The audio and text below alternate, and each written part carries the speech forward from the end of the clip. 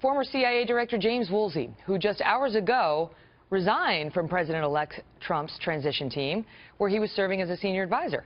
Mr. Woolsey is a veteran of 4 administrations and one of the nation's leading and most respected intelligence agents, experts, too. Jim, good to see you. Thank you for being here tonight. So, good to see you, Maggie. Why did you do that? Why did you resign? Well, I didn't actually resign.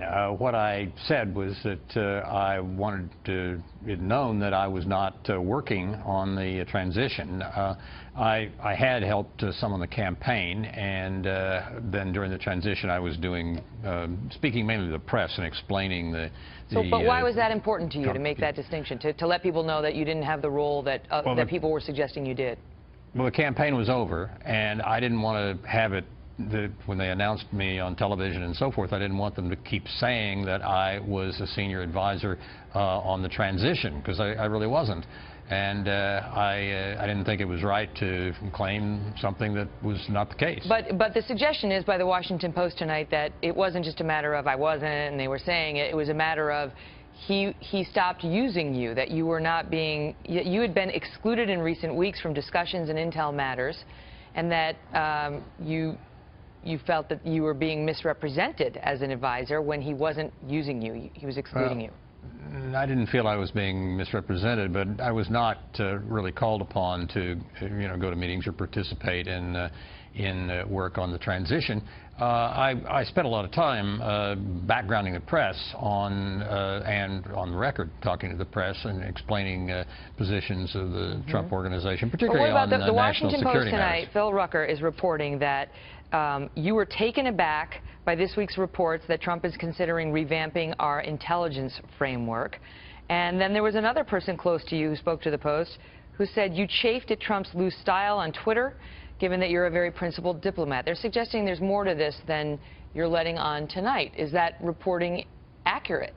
Well, I think it's important to realize that there are more than one way to reform intelligence, and I've been on this issue quite a bit for some time, since before 9/11, when I was faced back in the 25 years ago with the need to deal with some organizational matters for the intelligence community, and also more recently post 9/11.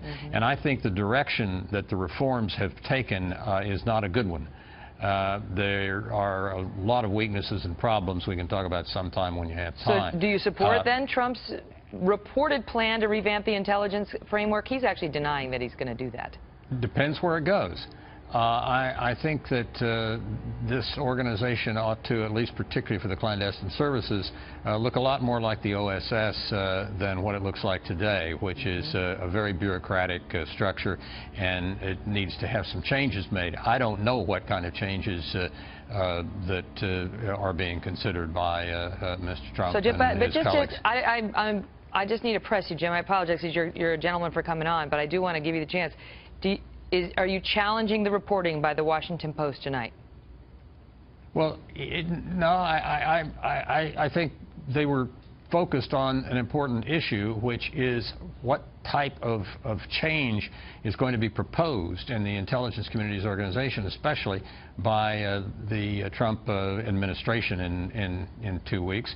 And I can't tell. What I can tell is that what I see now, that as a result of reforms over the last couple of years, I do not think is sound and needs some rather substantial attention. Great to see you, sir. Thanks for coming on. Good to see you.